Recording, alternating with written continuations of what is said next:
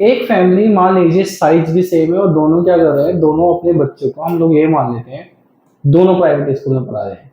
ये फैमिली भी ये प्राइवेट फैमिली भी दोनों कहाँ पढ़ा रहे हैं, प्राइवेट स्कूल में। लेकिन प्राइवेट स्कूल की भी तो कैटेगरी होती है। एक प्राइवेट स्कूल होता है इसकी फीस लाखों रुपए की होती है, एक हजारों रुपए की होती है। तो हम ये मान लेते हैं ये बहुत अच्छे ए ग्रेड प्राइवेट स्कूल में पढ़ा रही है फैमिली और ये पढ़ा रही है बीएससी ग्रेड में। तो फैमिली का साइज सेम है, बच्चे दोनों प्राइवेट स्कूल में जा रहे हैं, लेकिन खर्चे फैमिली के अलग होंगे, है ना। अब हम एक दूसरी सिचुएशन ले लेते हैं कि दोनों लोग अलग अलग शहरों में रहते हैं। मान लीजिए एक फैमिली आपकी बिहार में रहती है और एक फैमिली आपकी दिल्ली में रहती है।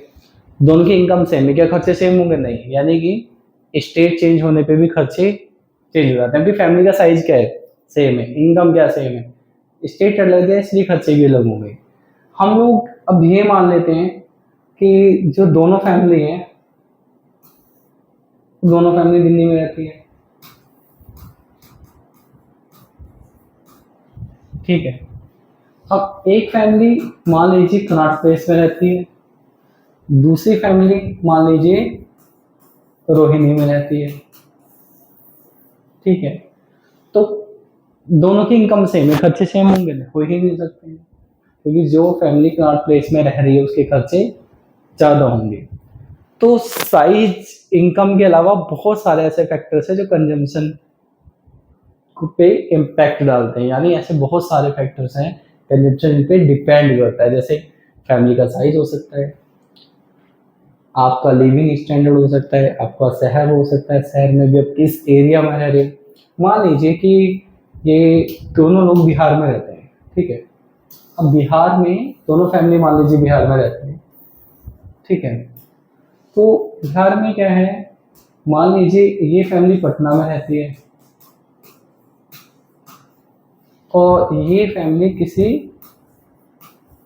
रूरल एरिया में रहती है। हम पटना में भी मान लेते हैं ये फैमिली अर्बन एरिया में रहती है, तो शहर है ही क्या, लेकिन रूरल अर्बन एरिया और ये पटना मतलब शहर नहीं, सॉरी स्टेट अलग है, फिर भी इनके खर्चे क्या होंगे, अलग।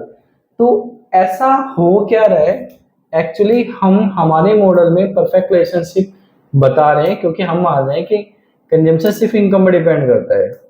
रियलिटी क्या है कि रियलिटी ये कि कंजम्पशन सिर्फ इनकम पर डिपेंड नहीं करता है।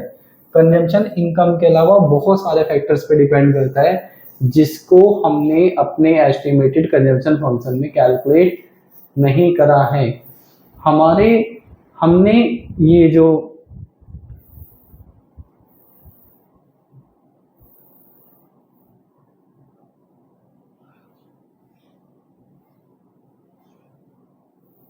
लाइन ड्रॉ करी है ना, इस लाइन में ड्रॉ करते टाइम ये वाली जो लाइन है, सिर्फ हमने ये माना है कि कंजम्पशन सिर्फ और सिर्फ इनकम पे डिपेंड कर रहा है।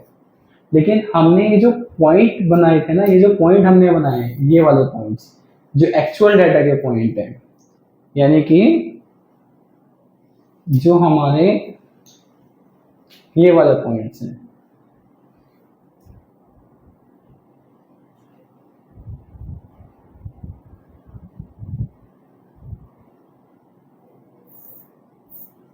ये हमारे जो डेट पॉइंट है, ये जो हमारे डेटा है, यहाँ पे आपका जो कंजम्पशन है वो एक्चुअल है।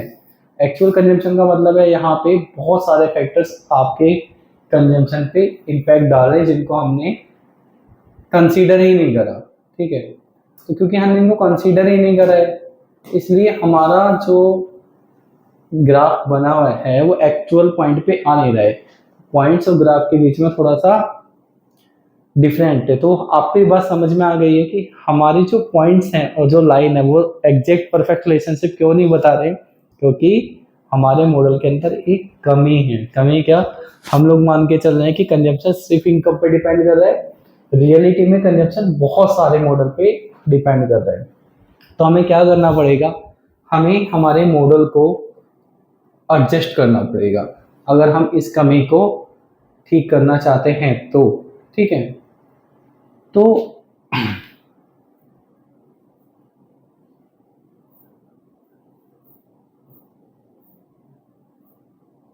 ये फिगर अब 1.4 बना लेना, नोट्स में आपको नहीं मिलेगी, ठीक है।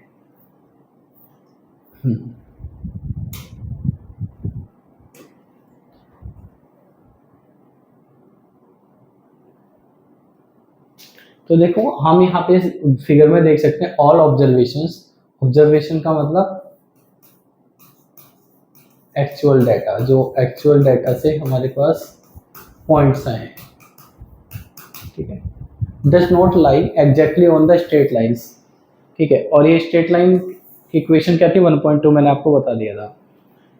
सारे पॉइंट्स हमारे स्ट्रेट लाइन पे नहीं आ रहे, कारण मैंने आपको बता दिया कि कंजम्पशन इनकम के अलावा भी बहुत सारे फैक्टर्स पे डिपेंड करता है। जबकि हमारी जो इक्वेशन है, ठीक है, हमारी इक्वेशन में हमने ये माना है कि कंजम्पशन सिर्फ और सिर्फ इनकम पे डिपेंड कर रहा है इसमें। ये जो हमारी इक्वेशन नंबर 1.2 है। तो रीजन क्लियर हो गया। सॉल्यूशन क्या है?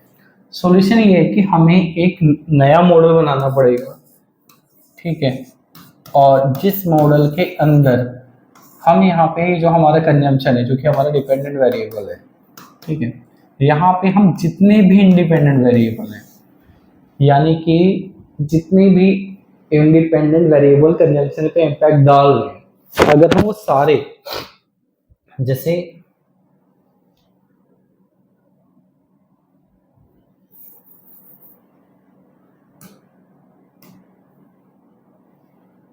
सी बार प्लस इनकम तो आपने ले ही लिया है, इनकम के अलावा अगर आप बाकी और अदर बाकी हम इंडिपेंडेंट वेरिएबल भी ले लें, यानी बाकी फैक्टर भी ले लें, हमारा जो मॉडल बनेगा वो होगा हमारा परफेक्ट मॉडल। तो इस मॉडल का जो ये जो एडजस्टमेंट है हम नेक्स्ट स्टेप में पढ़ेंगे। अब मैं आपको बताता हूँ कि एमएस एक्सेल का यूज करके किस तरह से आप स्कैटर डायग्राम बना सकते हो और किस तरीके से आप ये जो हमारे पास फंक्शन आया है इस फंक्शन को कैलकुलेट कर सकते हो, ये सारी लाइनें ड्रॉ कर सकते हो, ठीक है। तो चलिए आगे चलते हैं। मुझे भी क्लास रिकॉर्ड करते करते 1 घंटा 13-14 मिनट हो गए। मैं थोड़ा सा पानी पी लेता हूँ। तो आपने तो कई बार ब्रेक ले लिया होगा, बट मैं थोड़ा सा ब्रेक ले लेता हूँ। तो देखिए अब हम लोग ये सीखेंगे कि हमारे पास ये जो डाटा है, इस डाटा को यूज करके हम किस तरीके से एमएस एक्सेल में एक स्कैटर डायग्राम बना सकते हैं और हम एक लीनियर रिग्रेशन इक्वेशन, जो कि यहाँ पे हमारी जो कंजम्पशन फंक्शन होगा उसको कैसे हम बना सकते हैं। मैंने मेरे पीसी पे वो पूरा का पूरी एक वीडियो बना ली है और उसका जो स्क्रीन शॉट है मैं आपके साथ, सॉरी स्क्रीन रिकॉर्डिंग में आपके साथ यहाँ पे डिस्कस कर रहा हूँ, ठीक है। तो सबसे पहले तो आपको क्या काम करना है, आप अपनी एम एस एक्सेल की एक सीट खोल लीजिएगा और एम एस एक्सेल की सीट खोल के जो डाटा है सारा उस पर आप टाइप कर लेना इसको, ठीक है। तो ये हमने एम एस एक्सेल का एक पेज ले लिया है, ठीक है। उसके बाद जो डाटा है वो सारा का सारा डाटा यहाँ पे आप कॉपी टाइप कर लीजिए। मैंने कॉपी पेस्ट कर लिया क्योंकि मेरे पास तो नोट्स में वर्ड वाली फाइल है, उसमें पहले से था, तो मैंने ही डाटा यहाँ पे मान लीजिए कॉपी पेस्ट कर दिया है। तो अब इसके बाद क्या करना है, देखो हम जब डायग्राम बनाएंगे ना, तो डायग्राम में हम लोग ये वाला जो हमारा ईयर वाला कॉलम है, इस ईयर वाले कॉलम को नहीं लेंगे, क्योंकि आप जब स्कैटर डायग्राम में कंजम्पशन फंक्शन बनाते हैं तो यहाँ वाई ले लिया, ऐसे ही ले लिया। टाइम, हमारा टाइम पीरियड 2D डायग्राम में यहाँ पे हम लोग नहीं लेते, ठीक। तो आप क्या करना है, बाकी के 2 कॉलम, और मैं तो आपसे कहूँगा आप अपना कंप्यूटर या फिर अपना पीसी लैपटॉप जो भी है इसको खोल के बैठ जाइए। ये दोनों जो कॉलम है आप इन दोनों कॉलम को सिलेक्ट कर लो, ठीक है। तो पहले तो आप इनको सिलेक्ट कर लीजिए।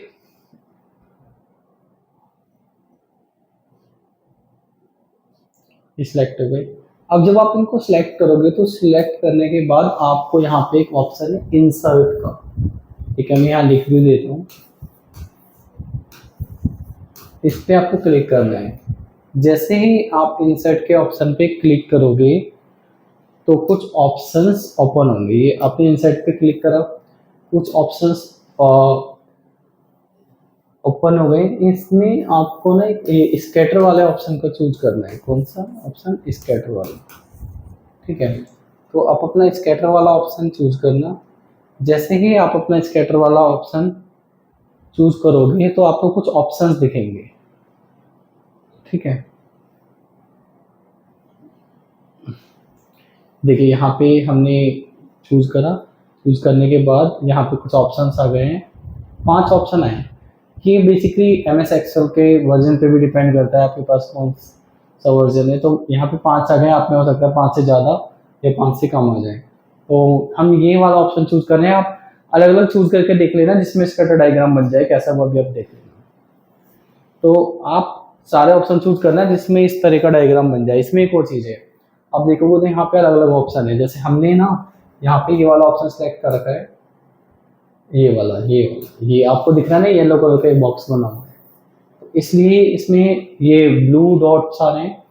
और अगर आप ऐसे लोगे, ये सिलेक्ट करोगे तो जिस कलर के डॉट दिख रहे हैं वो कलर के डॉट आ जाएंगे। इसके बाद हम इस ग्राफ को थोड़ा सा बड़ा कर रहे हैं जिससे कि आप लोग इसको ठीक से देख पाओ। बाकी आप भी अपनी MS एक्सेल पे इसको सिलेक्ट करके बड़ा कर सकते हो। ये हमने बड़ा कर दिया है इसको।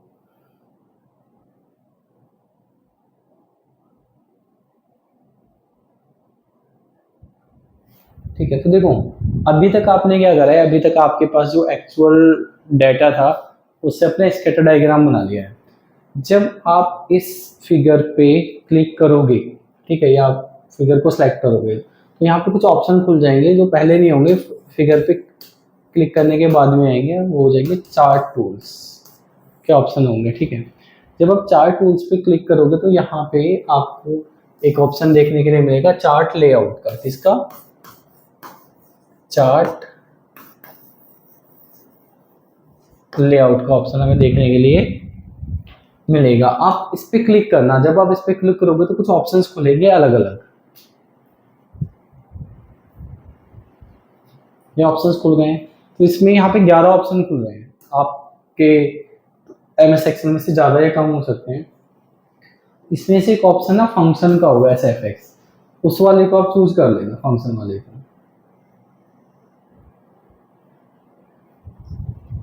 जैसे चूज करोगे यहाँ पे एक लाइन आ जाएगी।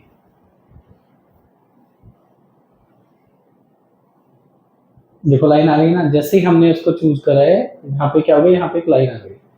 अब यहाँ पे इसके बाद हम दोबारा यहाँ पे जब जाएंगे इसमें बहुत सारे ऑप्शंस हैं। यहाँ पे किस तरह का आपको ये इसका पैटर्न रखना है।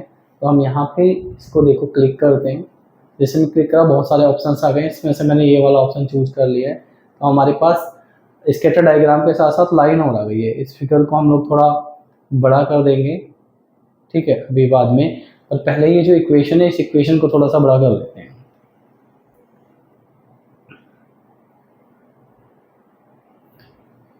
इस इक्वेशन को बड़ा करने के लिए क्या होगा, आप जब इसको सेलेक्ट करोगे उसके बाद वही जैसे हम कंप्यूटर में अपने फॉन्ट को बड़ा करते हैं वैसे आप फॉन्ट का साइज बड़ा कर लेना।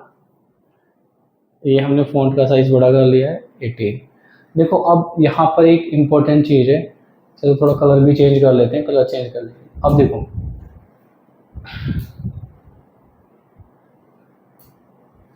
आगे चलने से पहले कुछ बात जरा ध्यान से समझिए। हमने यहाँ पे Y, GDP और C यानी कंजम्पशन को दिखाया है ना। ये आपको शायद ये सर्कल दिखे नहीं होंगे, येलो कलर के, यहाँ पेपर दिख जाएगा। तो बेसिकली हमारा जो डिपेंडेंट वेरिएबल था वो कंजम्पशन था, ध्यान से समझना। और हमारा जो इंडिपेंडेंट वेरिएबल था वो GDP यानी Y था। हम लोग जब मैथ को पढ़ते हैं उसमें बाय डिफॉल्ट जो स्टैंडर्ड तरीका होता है वो क्या होता है, हम डिपेंडेंट वेरिएबल को Y से डिनोट करते हैं और इंडिपेंडेंट वेरिएबल को X से डिनोट करते हैं, ठीक। और दूसरी बात,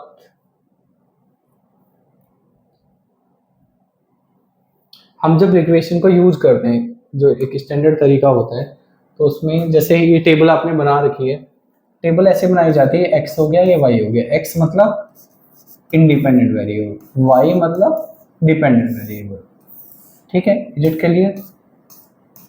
तो यहाँ पे जो MS एक्सेल आपको इक्वेशन बना के देगा उसके नीचे एक तो आर स्क्वायर होगा, तो जो आर स्क्वायर इसको तो भूल जाना, हम आगे इस चैप्टर में डिस्कस नहीं करेंगे, उसको हम बाद में डिस्कस करेंगे, ठीक है।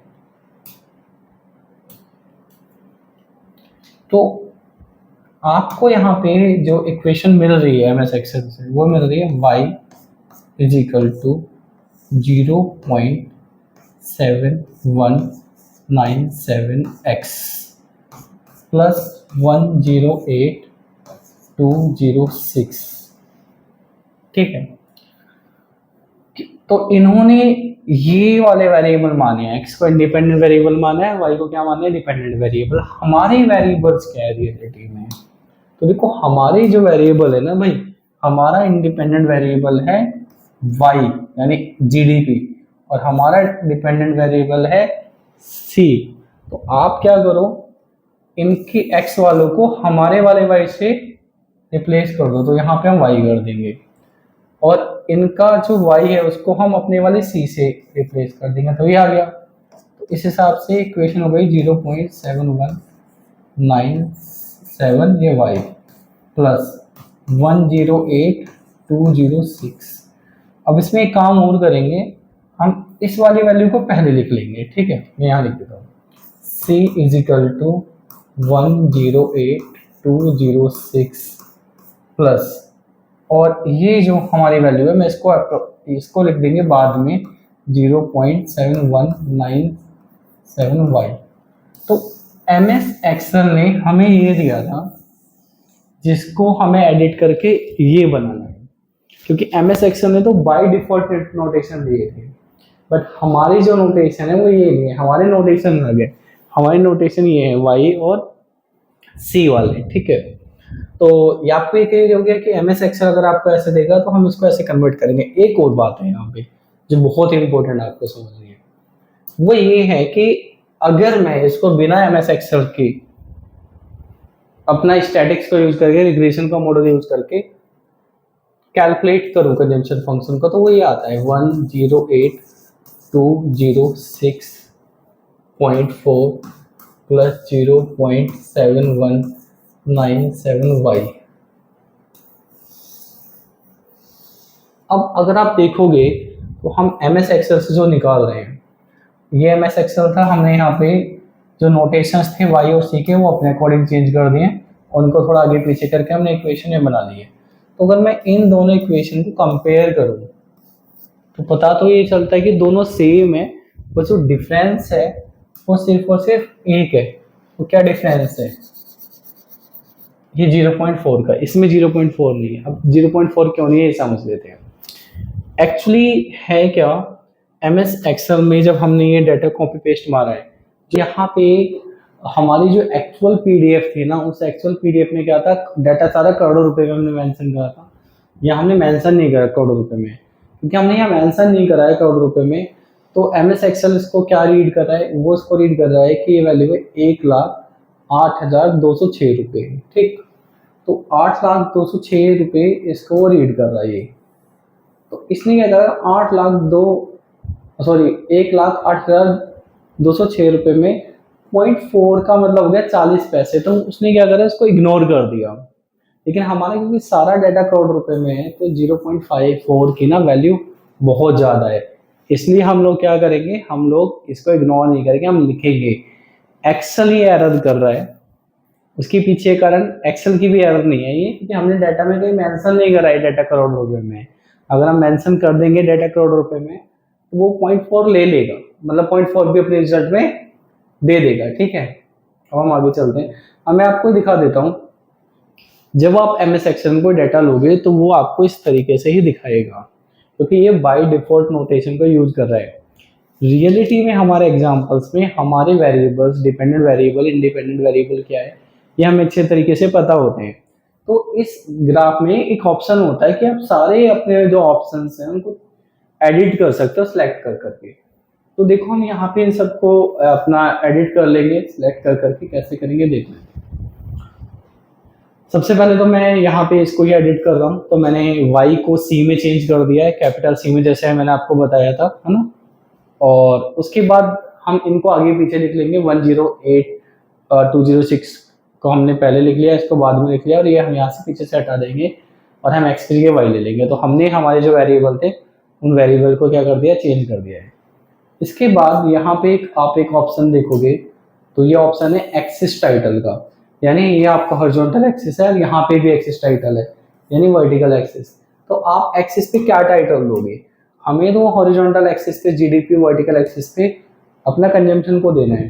तो आप इस पे क्लिक करोगे, आप एडिट कर देना, यहाँ पे क्लिक करने के बाद टाइप कर देना इस पे ये, ठीक है। पहले तो ये सबसे पहले तो यहाँ पे इसको हम थोड़ा, यहाँ पे जो ऊपर लाइन थी हमने कंजम्पशन फंक्शन को दोबारा लिख लिया है, इसी को यहाँ पे जो हमारा एक्चुअल था, क्योंकि कभी भी आप किसी बुक में फिगर देखते हो तो उसमें ये चीज़ ऊपर मेंशन हो जाती है कि हमने जो यहाँ पे डिटेल दी है वो किसके बारे में, उसके बारे में, ठीक। उसके बाद यहाँ पर हमने ये एक्सिस टाइटल को चेंज कर दिया है, जीडीपी दिखा देंगे हम, GDP equal to Y, GDP equal to Y आ गया है, ठीक है। इसके बाद इसको चेंज कर लेंगे, इसको कर देंगे फाइनल कंजम्पशन एक्सपेंडिचर में FCE is equal to C। इसको यहाँ से ये खुल गया तो मैं बाद में इसको यहाँ से डिलीट कर दूंगा इस पेज को, ठीक है। इसके बाद इसका फॉन्ट साइज, जैसा कंप्यूटर में इंक्रीज करते हो फॉन्ट साइज इंक्रीज कर लेना जितना विजिबल हो आपके लिए। कलर चेंज कर लेना, तो मैंने कलर चेंज कर लिया जो कलर विजिबल हो ठीक तरीके से।